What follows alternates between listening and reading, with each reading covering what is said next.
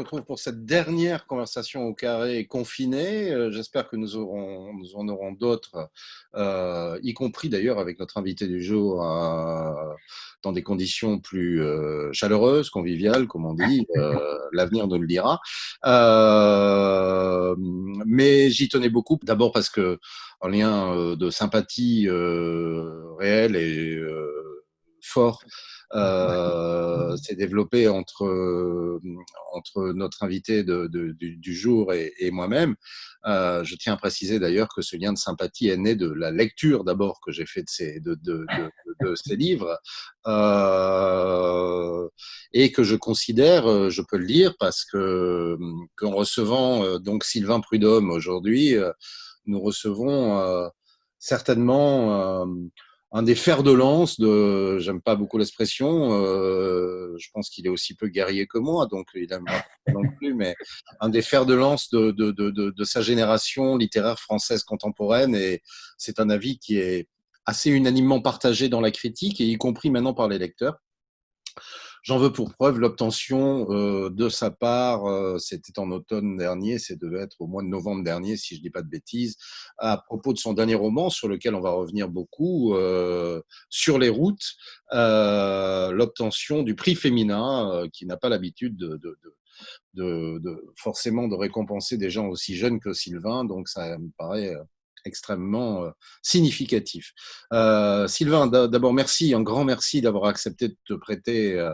On se tutoie dans la vie, donc on va peut-être faire comme si on était dans la vraie vie, de te prêter à cet exercice qui est toujours un peu délicat et désincarné par définition. J'aimerais qu'on commence par la fin, en quelque sorte, c'est-à-dire par ce dernier roman que je remonte, Sur les routes, dont d'ailleurs, je tiens à dire, vient de paraître une version audio. J'ai reçu une version audio de ce roman. Je ne sais pas qui est le lecteur, c'est l'auteur François directement. Morel. François François, Morel. François Morel, voilà, qui pas le plus mauvais lecteur qui soit, qui lit ce roman pour ceux qui aiment bien écouter les livres en voiture. Je sais qu'il y en a pas mal d'ailleurs, de plus en plus. Je vous conseille fortement l'achat de cet audiodisque, mais rien ne remplace pour moi tout à fait la rencontre intime entre un lecteur et son auteur, et donc avant d'écouter la possibilité de lire. J'ai envie, alors je te présente rapidement, donc un assez jeune homme comme chacun peut voir, mais avec déjà une œuvre derrière toi. Je vais présenter quelques livres là au fur et à mesure de notre discussion. Euh, Quelqu'un qui présente la caractéristique aussi d'avoir des horizons géographiques et littéraires assez larges, je crois. On reproche souvent aux jeunes écrivains français d'être très inclus dans un petit milieu parisien et tout ça. Parisien, par exemple, tu ne l'es pas, enfin, en tout cas, tu n'y vis pas et tu n'y as jamais vécu, à ma connaissance. Alors, dans ta vie d'homme, Ouais. non, enfin, tu, Un tu, tout- ouais, non, non, quelques années, mais comme étudiant, effectivement. En tout cas, je suis pas. C'est vrai que je suis pas parisien. C'est pas là que j'ai grandi. Non, non, voilà, c'est vrai. je peux Ouais, le dire, ouais. aujourd'hui, tu vis dans le sud de la France, en Exact. Arles, Ouais. après différentes pérégrinations. Et en fait, de pérégrination, c'est bien de ça dont il est question, de ce sentiment géographique, et c'est à dessein que j'emploie le terme de sentiment, par les routes, sentiment géographique et amoureux, puisque ce livre est aussi une très belle histoire d'amour et d'amitié, mais les deux, pour moi, se mélangent un peu, et c'est justement parce que ça se mélange que ça fait tout son prix à ce livre, en tout cas une partie. Donc, je te disais, commençons par la fin, mais par le commencement, c'est-à-dire par le commencement de ce livre-là. Comment ça naît un livre comme ça? On va en parler après un petit peu, on va savoir. Donc, j'essaie quand même de résumer pour que nos auditeurs et je sais pas comment on dit, les gens qui nous suivent sur Internet, comme ça, on est, on a une vague idée. Donc, c'est l'histoire écrite à la première personne du singulier, si je ne dis pas de bêtises, d'un jeune homme, la trentaine, hein, qui doit être dans la trentaine, petite quarantaine peut-être, et qui décide justement d'aller s'installer dans une ville de province qui ne sera jamais nommée, mais dont on comprendra qu'elle est plutôt vers le sud de la France. Mais mais qui ne sera jamais nommé. Il n'y connaît pas grand-chose, mis à part un vague cousin qui réside, mais c'est de peu d'importance par rapport à son choix. Et ce jeune homme décide d'essayer d'y écrire et d'y peindre également. Et assez vite, il va faire des rencontres.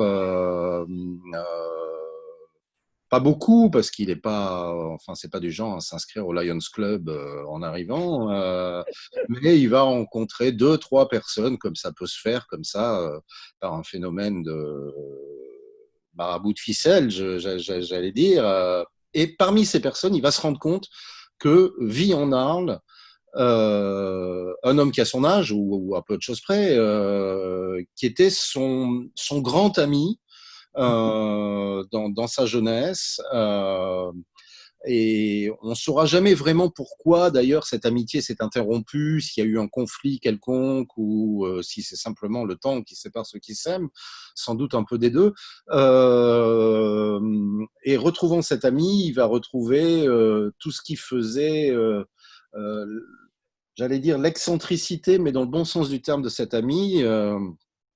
C'est-à-dire que cet homme qui, qui vit de petits boulots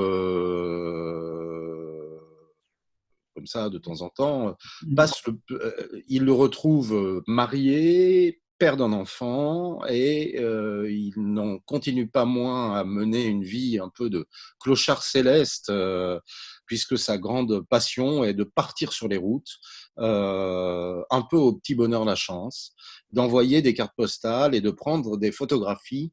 Il part en autostop, hein, je veux dire, il un autostoppeur, et qui fait des tours de France dans tous les sens, à zig et à zag.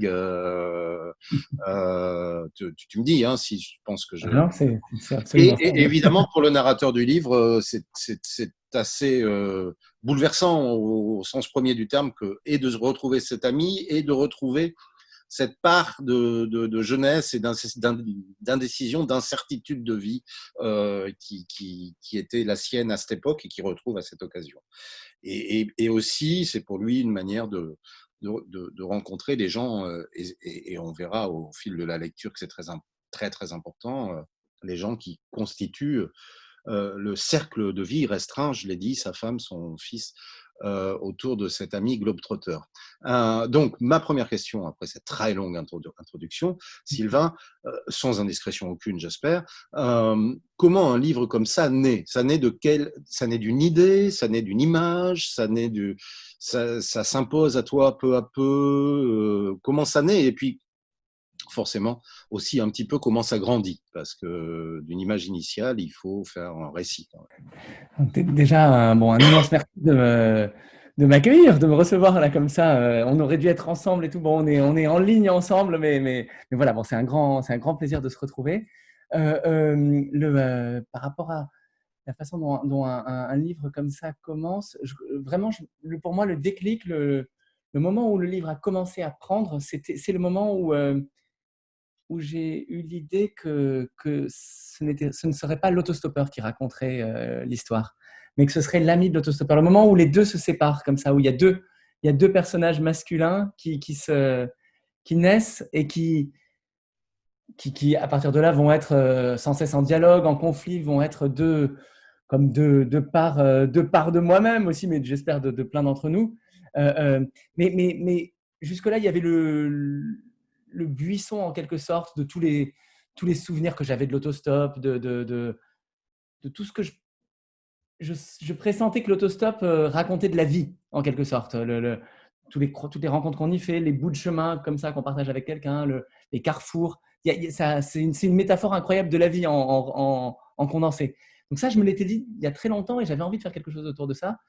Mais j'étais un peu bloqué toujours parce que j'avais pas envie non plus de faire un livre de baroudeur, d'autostoppeur sur la route comme ça. Et donc, je me rappelle très bien quand je crois que j'étais dans le train et tout. Et tout d'un coup, je me suis dit, mais non, mais en fait, c'est simplement, ça va être au contraire un personnage qui reste, qui va raconter, il va retrouver son grand copain, l'autostoppeur. Et à partir de là, en fait, tout était un peu en place. Et je me rappelle quand même la première phrase, elle était à peu près telle quelle. Voilà. Donc ça a été le début. Première phrase, j'ai retrouvé l'autostoppeur il y a 6 ou 7 ans dans une petite ville du sud-est de la France, donc c'est bien clair, après plus de 15 années pendant lesquelles, sans tout à fait l'oublier, l'autostoppeur n'est pas le gendarme qu'on oublie, j'avais du moins cessé de penser à lui aussi souvent que par le passé. Voilà. Ça peut naître d'un incipit comme ça, un livre aussi. Mais oui, parce qu'en fait, un peu involontairement, c'est très intuitif tout ça, mais ça posait déjà en fait énormément de données Déjà, narratives. En fait. il y a, Ouais. Comment? il y a toute une histoire là déjà. Voilà, Enfin, il y a déjà, en fait, on comprend qu'ils étaient copains, qu'ils se sont perdus, qu'ils se retrouvent. Et pour moi, en fait, tout d'un coup, c'est devenu beaucoup plus désirable de parler de cet autostoppeur euh, à partir d'un lieu fixe, à partir d'un narrateur qui le regardait au loin. ouais. Parce qu'au fond, je crois que c'est comme ça que le voyage me fait le plus rêver. C'est quand je vois des gens partir en voyage, quand je les sais en train de voyager. Ça me touche plus que quand j'ai je sais pas, quand ils reviennent et qu'ils me racontent tout, que j'ai je sais pas, on connaît tous les soirées. Enfin, on n'a plus envie Ouais, de voir les photos, quoi, les photos ouais, bien montrées sûr. comme ça éternellement. Quelqu'un qui est au loin et qui de temps en temps envoie des tout petits signaux, ça provoque mon désir. Alors, Euh, ouais. il y a quelque chose de nostalgique derrière tout ça. C'est anecdotique, bien sûr. On va revenir plus amplement à cette histoire et ce livre, mais il y a quelque chose de nostalgique parce que ça met en scène deux choses qui finalement sont en voie de quasi disparition, l'autostop et les cartes postales, puisque l'autostoppeur en question envoie des cartes postales toutes simples, hein, pas particulièrement magnifiques, À Sacha et Marie, enfin ceux qui sont restés. Ouais. à ceux qui sont Ah, restés, à son copain, à sa femme, etc. Voilà. oui, c'est vrai, il y a quelque chose de nostalgique et je voyais bien, hein, en même temps que j'étais en train d'écrire mon livre. euh, Au début, le titre de travail, c'était l'autostoppeur. Bon, mais je ne voulais pas garder ce titre, mais je l'appelais comme ça, le fichier. Quand des copains me demandaient ce que j'étais en train d'écrire, et que je leur disais que ça s'appelait l'autostoppeur, ils étaient un peu effarés. Ils me disaient, mais c'est complètement ringard, complètement fini le stop. Et, et, et, et il me disait, mais pourquoi au moins tu fais pas quelque chose sur Blablacar Mais pour moi, évidemment, ça n'a rien à voir. C'est pas du tout la même. Ah ben non. Ça met pas en jeu les mêmes choses. Il n'y a pas la même prise de risque, le même abandon au hasard.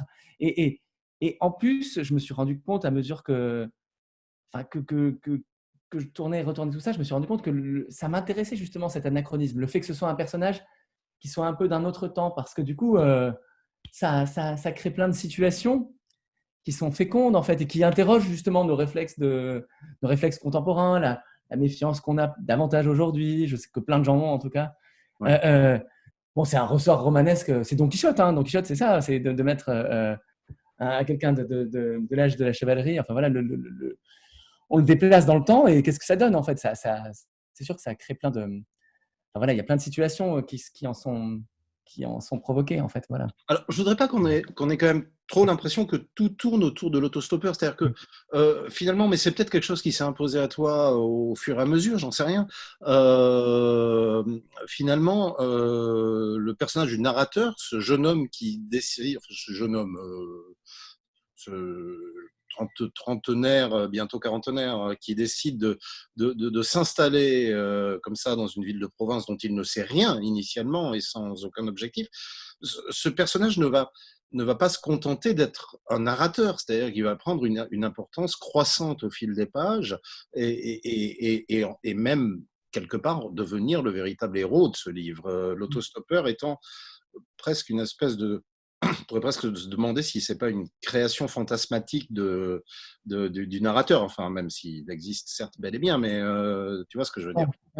Complètement, non, mais disons que Sacha, donc celui qui raconte l'histoire, il est. Oui, moi, c'était très important pour moi de le prendre au sérieux aussi et d'affirmer à travers lui autre chose qui m'attire très fort, en fait, qui est oui, une sorte de calme, de vie plus, comment dire, plus ancrée, plus sédentaire, mais avec aussi ce que ça veut dire d'approfondissement des liens, d'approfondissement du rapport au monde. Et donc, Sacha, il est là, et effectivement, il va très vite tomber amoureux de Marie, la compagne de l'autostoppeur, ils sont là tous les deux aiment les livres, elle en traduit, lui en écrit. Et, euh, et, euh, et oui, non, c'est comment dire, moi très vite, j'étais avec ceux qui restaient, moi, en fait, écrivant le livre. J'étais là. Et c'est vrai que, oui, c'est beaucoup un livre qui essaie de raconter comment, comme ça, les choses se déplacent tout doucement. Comment Marie, qui au départ est amoureuse de l'autostoppeur, petit à petit en vient à se lasser de ses départs et à tenir de plus en plus sincèrement à l'histoire qui a commencé avec Sacha, qui au départ peut-être pas une histoire comme ça en passant, je sais pas, enfin, mais petit à petit tout. Je, Oui, je- voilà, je sais pas. je Je peux pas précise, raconter le livre, hein, mais je ouais. précise à ce moment de ton discours, qui n'en est pas un, de notre dialogue, c'est que c'est pas du Fédo non plus. Hein, c'est pas un livre. Non, mais il faut le dire, c'est pas un livre sur l'adultère, c'est pas un livre sur l'histoire d'un homme qui prend la femme de son meilleur ami. C'est beaucoup plus compliqué que ça. C'est évidemment un livre d'amour. Enfin une histoire d'amour, mais je mettrai amour au pluriel d'abord, d'une certaine manière, parce qu'il y a certes l'amour qui va naître et croître entre cet homme et cette femme qui n'est pas enfin, libre suivant les conventions de ce qu'il est convenu d'appeler la liberté, en l'occurrence.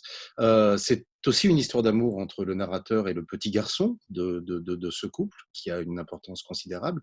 Et puis c'est aussi, bien entendu, une histoire d'amour entre ces deux faux frères qui se retrouvent et la manière dont ils vont pouvoir retrouver cette espèce d'intimité à éclipse, quoi, dû au caractère particulier de cet autostoppeur. Et Oui, ces amours-là sont contingentes et demeurent. Enfin,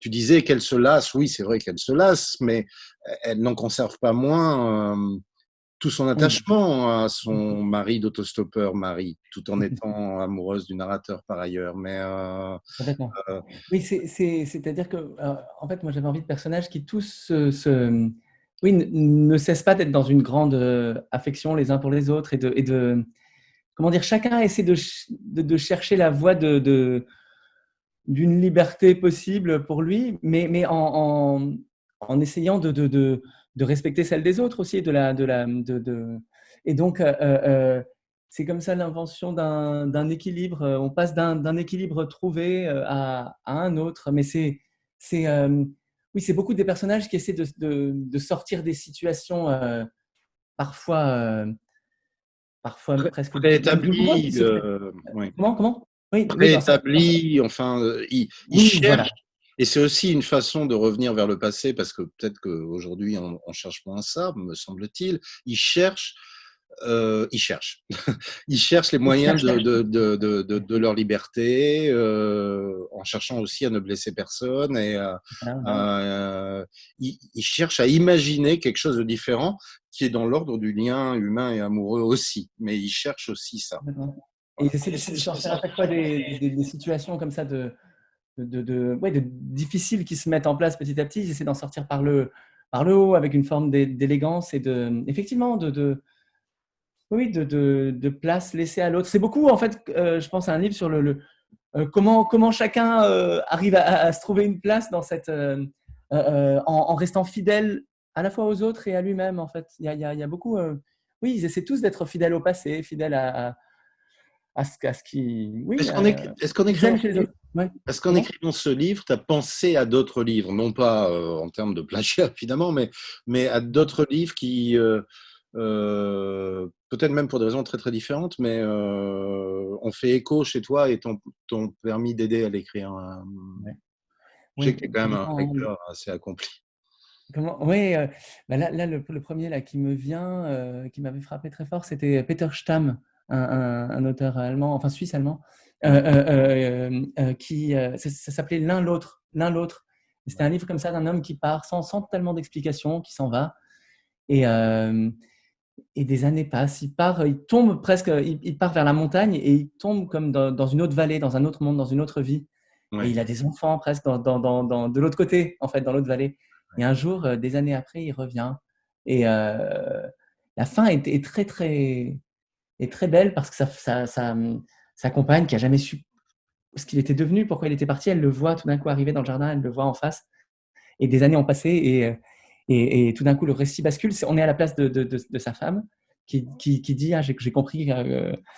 Enfin, malheureusement, c'est beaucoup mieux dit que ça. Enfin, heureusement pour le livre, et là, c'est là pour le récit que j'en fais.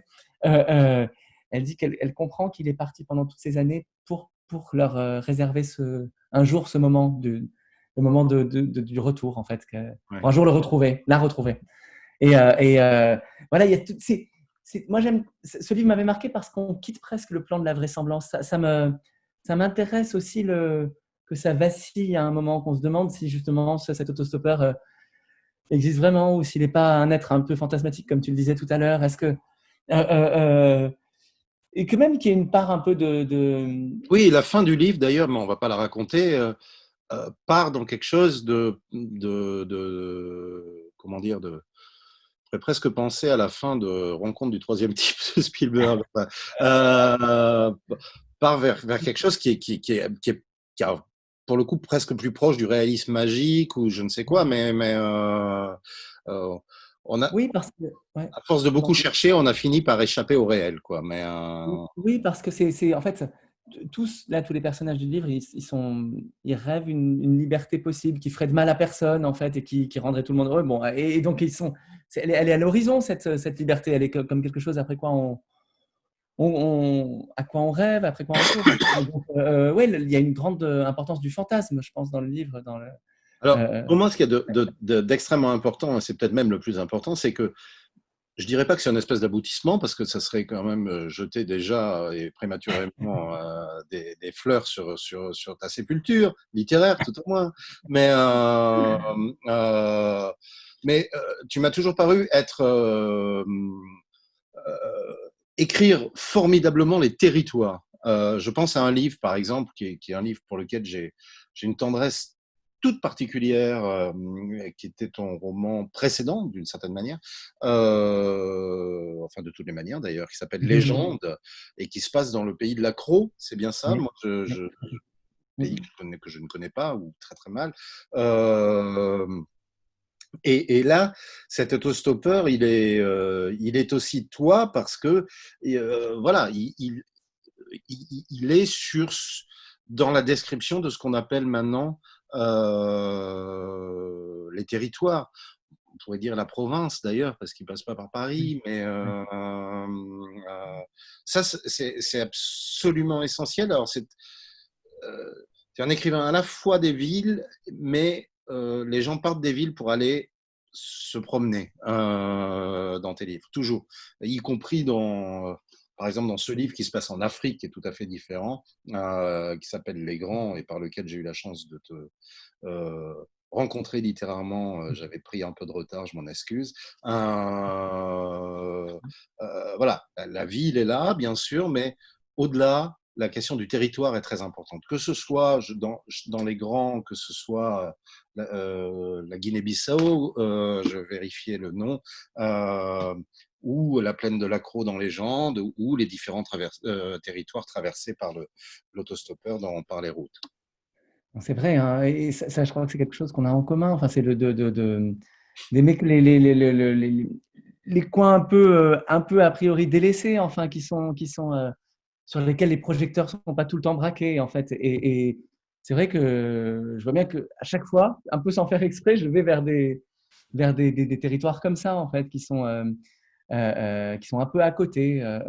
Mais des territoires qui ont des histoires quand même. Et qui Par ont des exemple, histoires aussi. dans Légende, il y a des histoires. Il y a l'histoire d'une boîte de nuit qui a vraiment existé, qui a été assez célèbre dans le pays à l'époque. Des pays qui ont des histoires quand même fortes Oui, et complètement. Voilà, relativement ouais, contemporaines. ouais. C'est les Oui, années c'est vrai. Moi, 70, les années 60, etc.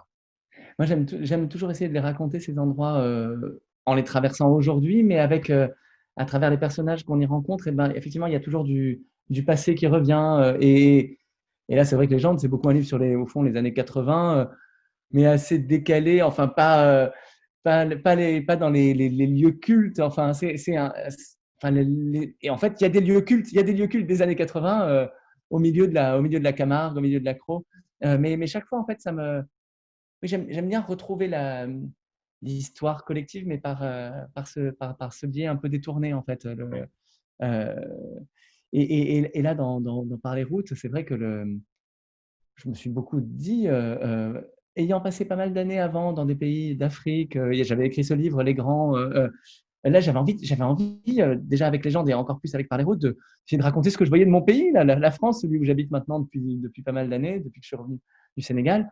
Et le, et le, et oui, tout de suite, je me suis dit, bon, ben, qu'est-ce que je vais en raconter? En fait, moi, je traverse beaucoup ce pays en TGV, parfois en voiture, en fait, et j'avais envie d'essayer de restituer oui, cette perception que j'en avais comme ça du vide qui file, enfin, je parle beaucoup de la rambarde d'autoroute, les aires d'autoroute, tout ce temps qu'on passe dans des endroits qui sont pas, c'est pas encore la France, soi-disant, la grande France, la France qui Les est guides verts, célébrée, oui, ouais, celle bien des sûr. monuments, celle de.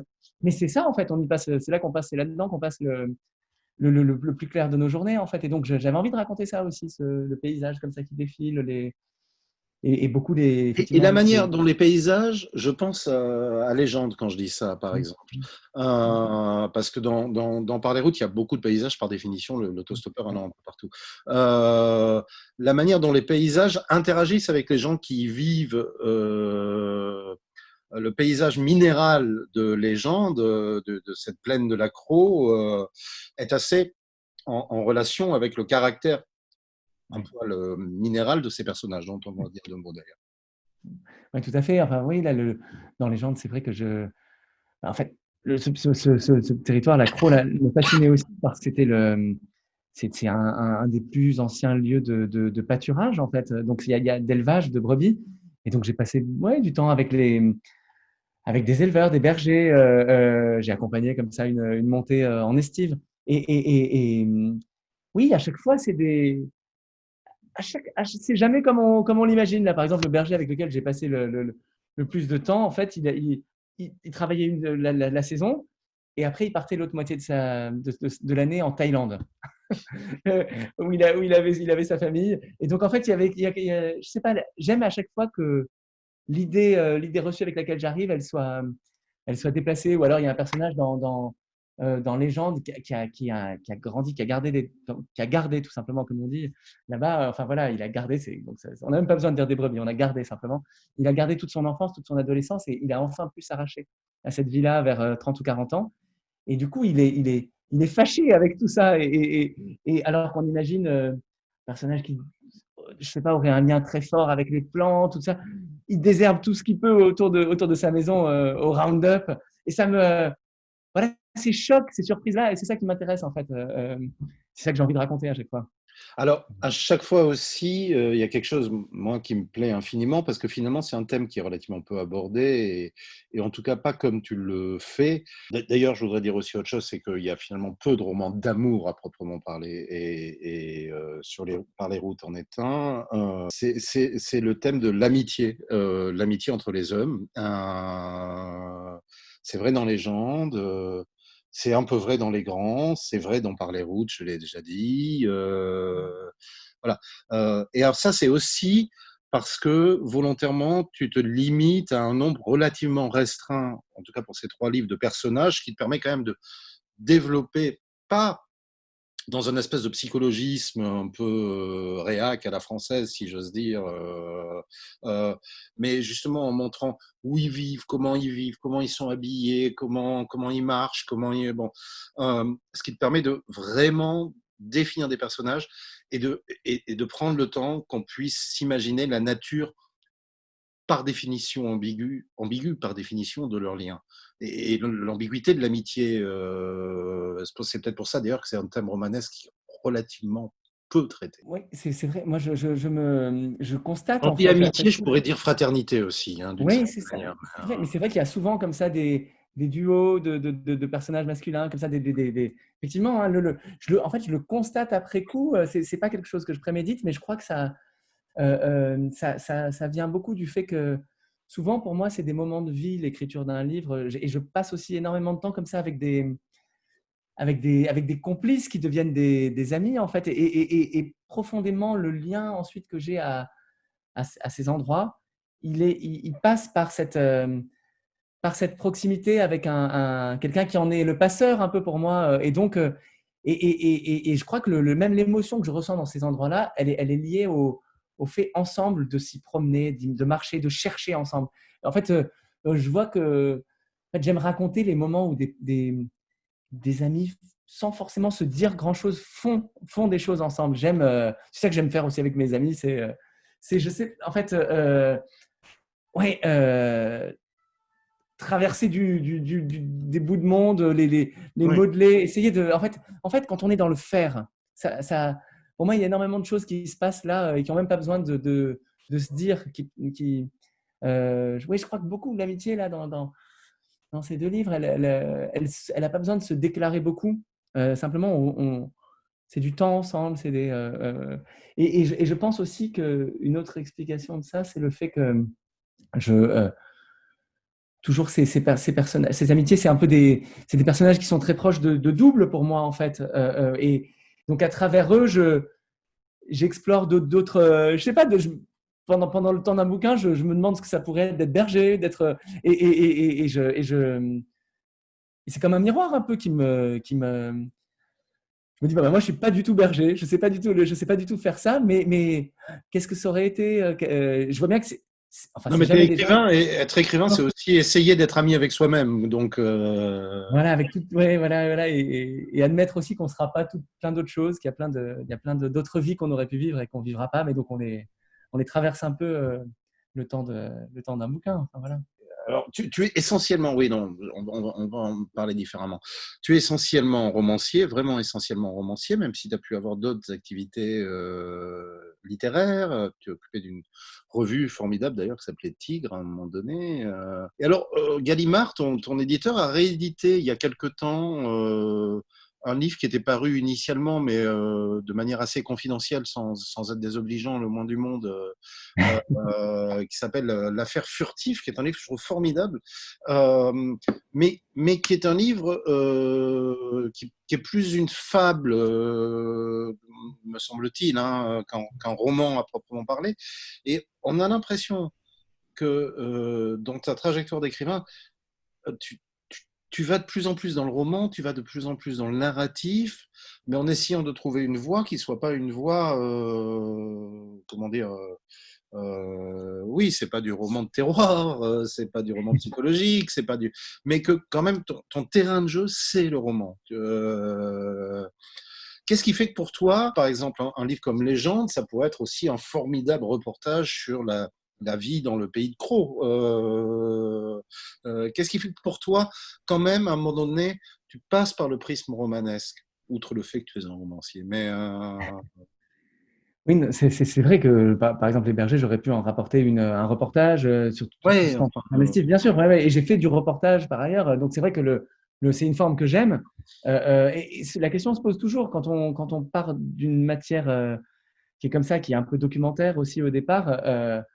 Moi-même, il y a vraiment une sorte de moment où je m'affranchis de tout ça et où j'ai envie de passer à la fiction.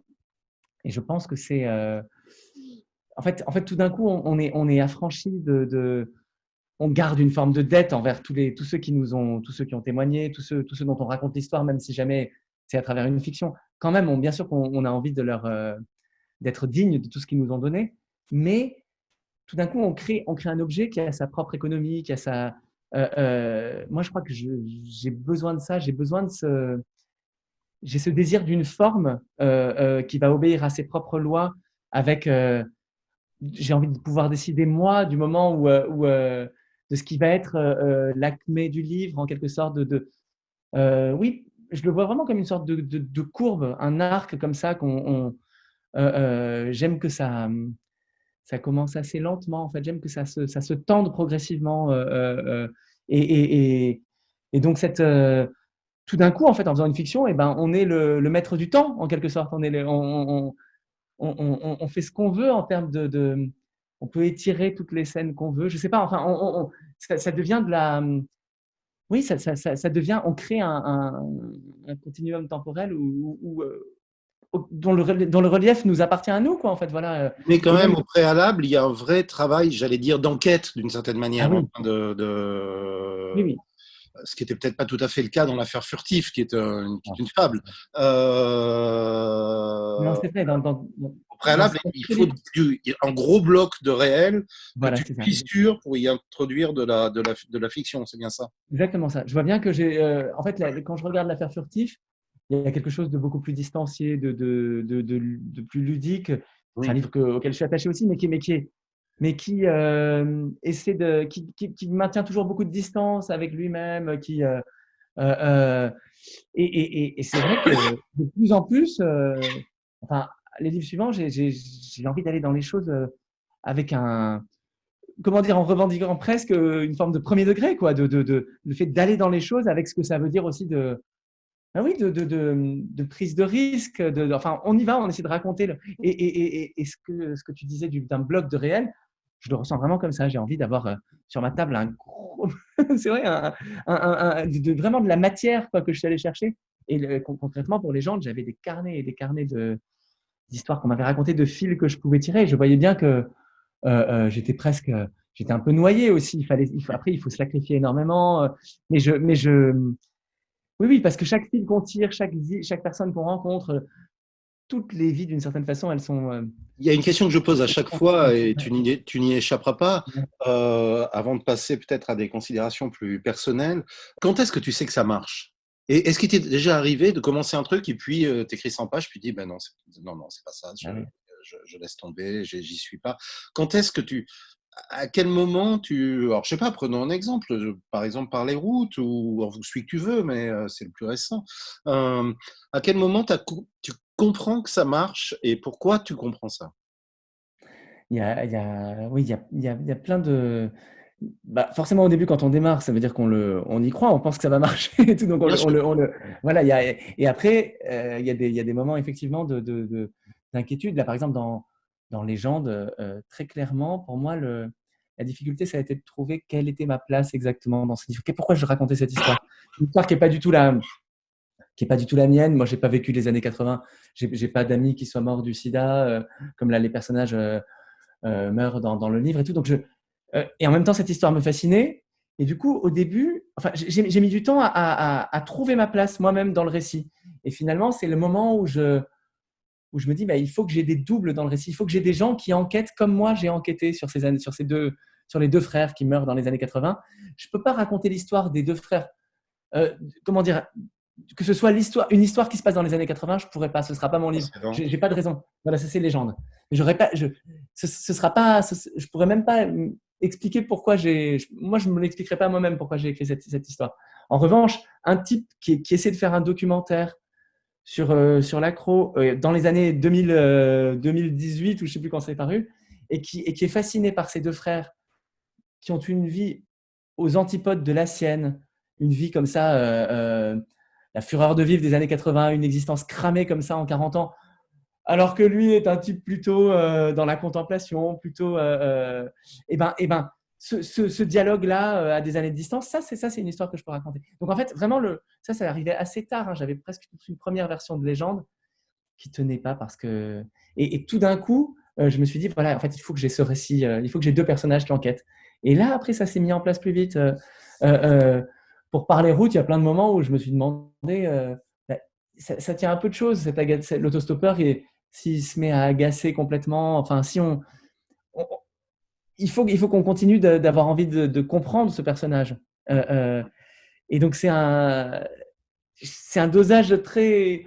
Je sais pas, c'est très fragile hein, quand même tout ça. Donc, il y a plein de moments oui, il y a plein de moments où on doute très fort parce que je crois que ça tient aussi beaucoup au fait de maintenir une part de secret, enfin de réserver aussi, de ne pas tout dire. C'est ça qui tient aussi, en fait, qui fait qu'on a envie de continuer. Je sais pas. Moi, par exemple, la fin de Légende, j'avais vraiment l'impression que ça tenait. Voilà, ça tenait. Je me suis dit, là, c'est bon. Une fois qu'il y a l'alternance entre les scènes de descente, les deux qui aujourd'hui descendent avec les brebis et les deux d'autres fois qui sont en train d'aller vers la mort, cette sorte le moment où ça commence à filer droit vers la fin, ça, je me disais, ça, c'est bon, c'est en place. Mais tout le début, encore jusqu'au moment presque de publier, hein, je me demande si c'est pas trop méandreux. Ah non, on se pose plein de questions. Enfin, Ça, c'est à moi moi, de je le dire et c'est magnifiquement méandreux. Ouais, j'aimerais, on arrive un peu doucement là, vers la fin de cet entretien, mais j'aimerais qu'on dise deux mots de toi et de ton rapport à la littérature en tant que lecteur aussi. Euh, Permets-moi de quelques indiscrétions biographiques. Est-ce que quand tu étais enfant, par exemple, est-ce que tu vivais dans un environnement de livres ou pas du tout? Si oui, lesquels? j'ai des parents quand même qui sont plutôt lecteurs. Enfin, je veux dire, euh, euh, alors, pour lesquels c'était pas vraiment concevable pendant très longtemps que moi j'ai envie d'écrire des livres. C'était pas non plus un milieu où c'était à ce point-là. Enfin, ouais, voilà, ça paraissait très très présomptueux quoi, d'avoir cette envie-là et tout. Donc ça, Allez. mais j'avais quand même des parents. J'avais des parents qui lisaient. Il y avait des livres à la maison, ça c'est évident et tout, beaucoup. Moi, j'ai beaucoup lu des romans au début, vraiment des romans d'aventure, les Jules Verne. Je Ouais. pense que dans l'affaire furtive, il reste de ça. Oui, bien sûr. J'ai énormément lu, Bien. je sais pas, du Jules Verne, Le Dernier des Mohicans, tout ça, Oui, les grands classiques de la littérature les grands d'aventure pour la classiques jeunesse. ouais, voilà. Donc beaucoup quand même du côté du romanesque, de la littérature qui emporte. Euh, et après, moi, je me souviens de la découverte c'est plus tard hein, ça, mais c'est Beckett, Céline, Voyage au bout de la nuit, des chocs comme ça où tout d'un coup tout se trouve déplacé. Mais surtout, je me souviens, en attendant Godot, ça m'avait. Je me suis dit, ah ouais, ça peut être quelque chose peut être extraordinaire avec aussi peu de mots, un tel dépouillement, une telle. Et là, ça avait quand même. J'ai mis du temps en fait. Ça a tellement cassé le fantasme du roman d'aventure que j'ai mis du temps à le réalimenter, ce fantasme je l'ai encore pas complètement. Hein. Je rêve pas du tout le roman qui tient en haleine, la saga. Non, moi, je vois bien que ce qui me. Les autres choses après qui m'ont énormément compté, il y a eu Ponge, la lecture de Ponge. Oui. Donc là, le fait comme ça de s'accrocher à un objet, de tourner autour, surtout le Ponge tardif où il revient, il publie tous ses brouillons, il tourne et retourne autour du même objet, il revient à la figue pendant 200 pages, la figue sèche. Ouais. Ça m'a. Ça m'a. Donc et ça, Claude Simon aussi pour l'intensité ouais, des blocs de monde qui sont amenés sur la table, là, justement. Donc ça, je crois que ça a énormément compté, en fait, un rapport après à la description, au fait d'aller dans l'épaisseur des choses et d'essayer de la recréer comme ça. Et peu importe, à la limite, ce qu'il y a avant, ce qu'il y a après, enfin, une sorte de plongée dans le réel comme ça, très, très, Et très aujourd'hui, intense. parce qu'on n'est pas obligé Ouais, ouais, de lire que des auteurs morts, mais pas non plus ouais. obligé de lire que des auteurs vivants. Mais est-ce que tu te sens appartenir à une famille et est-ce qu'il y a et autre question littéraire aussi, est-ce qu'il y a comme ça des œuvres qui te paraissent absolument essentielles dans la littérature contemporaine, sans te comparer, mais tu vois, euh, le truc que tu amènes avec toi ou que tu reliras tous les 2 ans, quoi. Mais, Ouais, bien sûr. Hein, j'essaie de réfléchir très vite. Non, il y a des. En fait, c'est comme si il y a plein d'auteurs auxquels je pense très souvent, qui me, je sais, mais chaque fois pour des choses différentes les uns les autres, qui me donnent de l'audace en fait, pour le côté exploration du monde. Moi, Philippe Vassé, Jean Rollin, des gens comme ça un rapport au territoire, à l'exploration, presque au reportage comme ça, mais aux marges du réel. Donc, je pense toujours à eux, par exemple. Euh, si pour je réfléchis pour par exemple, quelqu'un qui va me donner de l'audace, une toute autre audace, je sais pas, pour la langue, l'épaisseur de la langue. J'aime, je sais pas, l'épaisseur, c'est pas joli, mais la chair de la langue. Le fait, je sais pas, par exemple, Marie-Hélène Lafon, je trouve qu'il y a voilà, son livre Album, toutes ces descriptions elle aussi est euh, très inscrite dans le territoire, d'ailleurs. oui, voilà. Chez Verdier, il y a beaucoup d'auteurs que j'aime énormément. Des fois je sais pas, chez POL, par exemple, bon, j'avais adoré, là, je pense, ça me vient un peu dans le désordre, hein, Oui, Pierrick Bailly, L'homme des bois, ça m'a beaucoup, j'ai adoré ce livre Profondeur, ouais. pour sa justesse, euh, euh, mais je pense aussi parfois, quand j'ai envie d'oser là aller plus du côté de zones un peu sombres, un peu même, je pense à Carrère parfois pour son côté rien à faire de ce qu'on va penser. Enfin, je sais pas comment dire. Il y a des et où et oui oui, je sais pas comment dire. C'est comme s'il y avait même un livre comme le dossier M de Grégoire Bouillet pour sa folie de l'audace dingue du bouquin, enfin une sorte d'indifférence à ce qu'on va pouvoir en penser une façon comme ça de déployer à partir de presque rien tout un massif de langage comme ça, de théories, mêler plein de formes. Euh, je réfléchis. Oliver Non, mais Rosenthal. c'est déjà pas mal, c'est déjà un bon Ouais. choix. Euh, Non, mais c'est comme si, en fait, par exemple, j'aime aussi Célia Oudard. Bien sûr, Elle pour la grâce, parfois, pour sa capacité à dévider le récit, de n'en garder que les moments d'épiphanie, pratiquement. Je c'est pense ça. surtout au Patron, Les Merveilles du Monde, ses premiers livres. Ouais. J'admirais parce que je me dis, waouh, elle ose en dire peu. Donc, je pense quand même, je pense tout le temps à d'autres assez différents de moi pour ce qu'ils osent, en fait, et que voilà, Et ça me que ça, tire. et que ça ne te bloque en aucune façon pour toi. Enfin, je veux dire, parce qu'il y a toujours ça, quoi, se dire, oh là là, mais Oui, bien si sûr. lui il fait ça ou elle, hein, peu importe, fait ça comme ça, moi, c'est pas la peine. Je me Oui, contente. alors, ouais, c'est vrai. Non, mais bien, ouais, ça peut avoir quelque chose d'inhibant. Non, non, mais c'est vrai que je pense que c'est pour ça que peut-être j'aime bien en regarder qui sont assez différents en fait.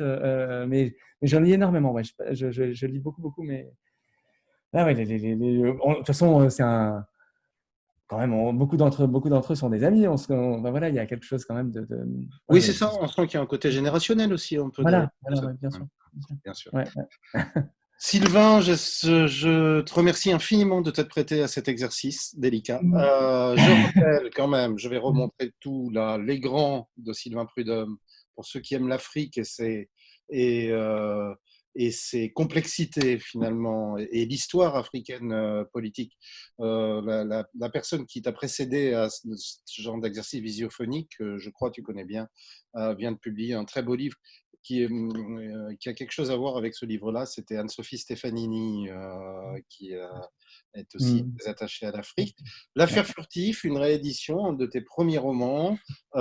Légende, dont on a beaucoup parlé. Je précise que Légende, enfin au moins Légende et certainement les grands aussi doivent être disponibles en collection de poche folio, je pense. Et peut-être pas disponible déjà, mais prix Femina cette année, Par les routes de Sylvain Prudhomme. Voilà.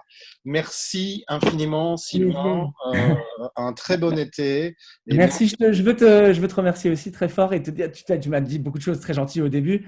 Moi, je veux dire aussi à quel point c'est précieux d'avoir un Olivier qui, comme ça, lit tu disais qu'on s'était rencontrés pour les grands et c'est vrai que ouais, ça a été fort et je veux dire, c'est fort aussi quand on écrit d'avoir un complice pareil. Voilà, je te remercie beaucoup. merci, Sylvain.